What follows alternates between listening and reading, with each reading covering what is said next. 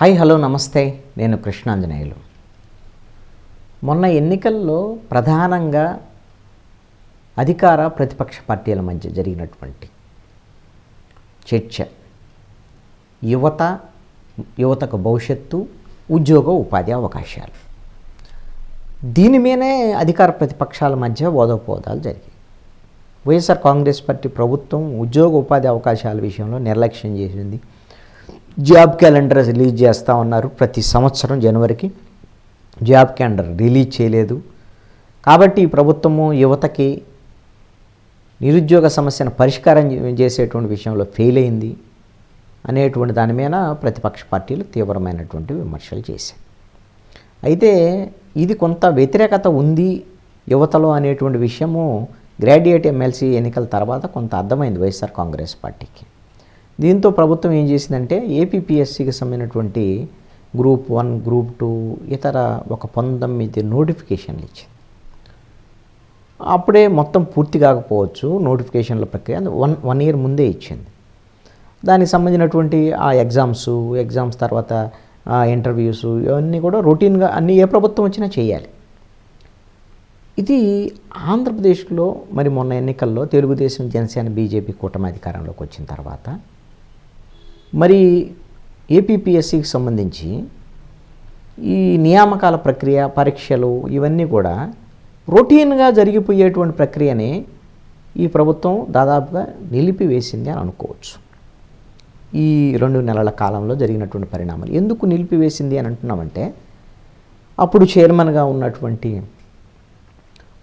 మాజీ టీజీపీ గౌతమ్ సవాంగ్, సభ్యులు ఇవంతా కూడా ఒక రకంగా ఏపీపీఎస్సీ బోర్డు అంతా కూడా ఒక రకంగా నిర్వీర్యం అయిపోయినటువంటి, నిర్వీర్యం చేశారు ఈ ప్రభుత్వము. వీళ్ళందరితో రాజీనామాలు చేయించి ఒత్తిడి చేసేటువంటి ప్రయత్నం చేసి నిర్వీర్యం చేశారు అనేది వైఎస్ఆర్ కాంగ్రెస్ పార్టీ యొక్క ఆరోపణ.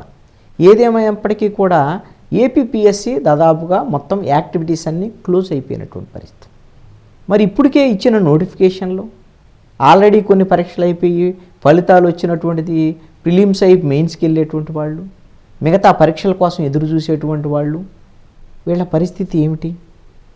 ఇలాగా దాదాపుగా 1,15,000 మంది 19 నోటిఫికేషన్లకు సంబంధించి గ్రూప్ 1, గ్రూప్ 2తో పాటు ఎదురు చూస్తూ నెలల తరబడి, సంవత్సరాల తరబడి కోచింగ్ సెంటర్లో ఆర్థికపరమైనటువంటి ఇబ్బందులు ఎదుర్కొంటూ చేస్తున్నటువంటి వాళ్ళు ఉన్నారు. మరి వీళ్ళ పరిస్థితి గురించి ఇప్పటి ప్రభుత్వం ఆలోచించాలి కదా. కనీసం ఏపీపీఎస్సీ చైర్మను, మిగతా సభ్యులకు సంబంధించినటువంటి విషయం మీరు కొత్తది ఏమైనా కమిటీ వేస్తారా ఏంటి అనేటువంటి దాని మీద ఒక క్లారిటీ తొందరగా తీసుకురావటం అనేది మంచిది. మేము వచ్చి 2 నెలలే కదా అంటే 2 నెలలు దాటిపోయింది. మరి ఉన్నటువంటి ప్రొసీజర్ ఏమో యాజ్ పర్ ప్రొసీజర్ ప్రకారం నడవలేదు, ఆగిపోయిన తర్వాత మరి వెంటనే దాన్ని రివైవ్ చేయాలి కదా, కొత్త వాళ్ళతో అయినా సరే కమిటీ. వాస్తవంగా అయితే ఈ రాజ్యాంగబద్ధమైనటువంటి ఈ ఏపీపీఎస్సీ కానీ ఇవన్నీ కూడా రాజ్యాంగబద్ధమైనవి. రాజ్యాంగంలోని ఆర్టికల్ 316, 317 నిబంధనల ప్రకారంగా కమిషను, ఏపీపీఎస్సీ కమిషన్ చైర్మన్ కానీ సభ్యుల నియామకం ఇది పదవీ కాలం ఎలా ఉండాలి ఏంటని నిర్దేశిస్తుంది. దీని ప్రకారంగా ఏపీపీఎస్ చైర్మను, కమిటీ సభ్యులందరూ కూడా 6 ఏళ్ల పాటు దీంట్లో ఉంటారు. లేదు అంటే 62 ఏళ్ల వయసు వచ్చేంత వరకు ఉంటారు. ఏది ముందైతే అది, అప్పటి వరకు వాళ్ళు కొనసాగవచ్చు. ఆయా పోస్టులు ఖాళీలు అయితే మాత్రమే భర్తీ చేయాలి.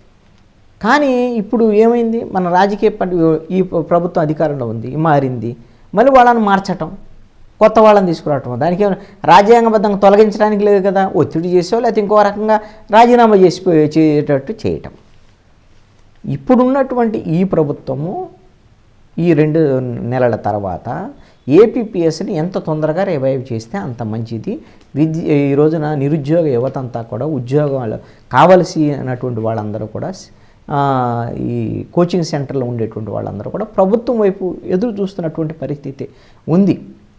ఇప్పటికే ప్రకటించినటువంటి 21 నోటిఫికేషన్లో షెడ్యూల్ ప్రకారంగా పరీక్షలు నిర్వహించి డిసెంబర్ నాటికి నియామకాల ప్రక్రియ పూర్తి చేయాలి. మరి డిసెంబర్ నాటికి చేయాలంటే అసలు ప్రభుత్వం మొత్తం ప్రక్రియ ఆగిపోయింది కదా. ఈ ఇచ్చినటువంటి నోటిఫికేషన్లో గ్రూప్ 2, గ్రూప్ 1 అదేవిధంగా deputy education officer DYEO, EO, degree, polytechnical, junior college lecturers, పాఠశాల శాఖలో డిప్యూటీ ఎడ్యుకేషన్ ఆఫీసర్స్, ఇలాంటి 19 నోటిఫికేషన్లకే ఆల్రెడీ నోటిఫికేషన్ విడుదల చేసి ప్రాసెస్ అంతా నడుస్తున్నటువంటి పరిస్థితి ఉంది. ఇప్పుడు గ్రూప్ 1-2కి సంబంధించిన ప్రిలిమ్స్, డివైఈఓకి సంబంధించినటువంటి ఇవి ఆల్రెడీ ప్రిలిమ్స్ గత ప్రభుత్వంలో పూర్తి అయిపోయింది. వాళ్ళకి ఇప్పుడు ఫైనల్ ఫలితాలు కూడా వచ్చేసాయి. ఇప్పుడు ఫైనల్స్ జరగాలి, మెయిన్స్ జరగాలి. మరి ఇప్పుడు ఎప్పుడు జరగాలి? కమిషన్ ఉండాలి కదా, కమిషన్ ఉంటే కదా. ఈ విధమైనటువంటి పరిస్థితుల్లో మొత్తము ఈ సెప్టెంబర్లో నిర్వహించాల్సిన గ్రూప్ 1 మెయిన్స్, అదేవిధంగా డివైఈవై, వీటికి సంబంధించినటువంటి విషయంలో ఈ 3 పరీక్షలకే అర్హత సాధించిన వాళ్ళు 1,15,000 మంది ఉన్నారు. ఇంకా వీళ్ళల్లో కొంతమంది ప్రభుత్వ ఉద్యోగాల్లో ఉన్నటువంటి వాళ్ళు, కొంతమంది ప్రైవేటు ఉద్యోగాల్లో ఉండేవాళ్ళు, అంటే ఇంకా మంచి పోస్టులు వస్తాయని ప్రభుత్వ ఉద్యోగాల్లో ఉండి కూడా మళ్ళీ ఈ పోస్టుల కోసం పరీక్షలు ప్రిపేర్ అయ్యారు. వీళ్ళు ఏం చేస్తారు? ముందు సెలవు పెట్టేసి దీర్ఘకాలికమైన సెలవు వీటి మీద ప్రిపేర్ అవుతుంటారు. మరి ఇది ఎన్నాళ్ళకి తేలకపోతే ఎన్నాళ్ళు సెలవు? మరి ఆ ఉద్యోగం పరిస్థితి ఏంటి? ఈ విధమైనటువంటి ఇబ్బంది ఉన్నటువంటి పరిస్థితి. ఈ 19 నోటిఫికేషన్లకు సంబంధించి కనీసం ప్రభుత్వం ఇప్పుడు వచ్చిన ఏపీపీఎస్సీకి సంబంధించినటువంటి వాళ్ళు ఎవరు చైర్మన్ వేయటమా, లేదా కూడా అసలు ఎప్పుడు పరీక్షలు పెడతారు, ఏమిటి అనేటువంటి దాని మీద ఒక క్లారిటీ ఇవ్వాలిగా. అది లేదు. డిగ్రీ లెక్చరర్ పోస్టులు, పాలిటెక్నికల్ లెక్చరరు, జూనియర్ కాలేజీ లెక్చరర్లతో పాటు వివిధ శాఖల్లో 1,475 పోస్టులకి 6,35,000 మంది దరఖాస్తు చేసుకొని వాళ్ళందరూ కోచింగ్ సెంటర్లో రెడీ అవుతున్నారు. అదేవిధంగా అటవీ శాఖలో ఫారెస్ట్ బీట్ ఆఫీసర్లు, ఫారెస్ట్ రేంజ్ ఆఫీసర్లు, ఈ పోస్టులు, తర్వాత ఆర్థిక శాఖ అనుమతి ఇచ్చినటువంటి 800 ఉద్యోగాలకు సంబంధించిన ఇంకా నోటిఫికేషన్లు ఇవ్వాలి. ఇప్పుడు అసలు కొత్త వీళ్ళు చైర్మన్, కమిటీ సభ్యులు వస్తే మళ్ళీ నోటిఫికేషన్ రావాలి 800 ఉద్యోగాలకి. ఇప్పుడు ఇవన్నీ కూడా ప్రకటనలు ఇచ్చి వదిలేసి ఉంటారు. ఇప్పుడు ఆల్రెడీ ప్రకటనలు వచ్చి గత ప్రభుత్వంలో ప్రకటనలు వచ్చాయి కాబట్టి అక్కడికక్కడ ట్రైనింగ్ సెంటర్లో శిక్షణ పొందుతున్నారు. శిక్షణ పొందుతుంటే నోటిఫికేషన్ దీనికి సంబంధించినటువంటిది ఎప్పుడు ప్రక్రియ మొదలవ్వాలిగా, ఎప్పుడు పరీక్షలు ఏంటి ఆ తేదీ రాకుండా వీళ్ళు ఎన్నాళ్ళు ఇంకా కోచింగ్ సెంటర్లో మగ్గాలి. వీటితో పాటు ఇంకా గత ప్రభుత్వంలో అనుమతి పొందినటువంటి 10 పైగా నోటిఫికేషన్లో ప్రకటించాల్సి ఉంది ప్రభుత్వం. ఇవన్నిటి విషయంలో ఏపీపీఎస్సీని త్వరితగతిన కొత్త చైర్మన్లు నియమిస్తారా, కొత్త సభ్యులు నియమిస్తారా, మళ్ళీ యాక్టివేట్ చేసి ఇప్పటికే ప్రిలిమ్స్ అయిపోయి మెయిన్ పరీక్షలు రాయాల్సినటువంటి వాళ్ళని, అదేవిధంగా పరీక్షలు నిర్వహించాల్సిన పరీక్షల తేదీలు ప్రకటించడం, కొత్త నోటిఫికేషన్ ప్రకటించడం, ఇవన్నీ కూడా గత ప్రభుత్వం నోటిఫికేషన్ ఇచ్చింది కాబట్టి మనం చేయకపోవడం కాదు. ఇది ఒక ప్రభుత్వం ఇంకొక ప్రభుత్వం అంటే ఇదంతా రొటీన్ ప్రాసెస్ కాదు, కంటిన్యూస్ ప్రాసెస్. ఇప్పుడు నిరుద్యోగులకు ఉద్యోగ ఉపాధి అవకాశం కల్పిస్తే ఏ ప్రభుత్వం హయాంలో ఈ ప్రభుత్వం నోటిఫికేషన్లు ఇవన్నిటికి సంబంధించి ప్రాసెస్ చేసింది అనుకో, ఈ ప్రభుత్వం మాకు చేసింది అనుకుంటారు కదా. కాబట్టి త్వరితగతిన ఏపీపీఎస్సీని యాక్టివేట్ చేయాల్సినటువంటి అవసరం అయితే ఉంది.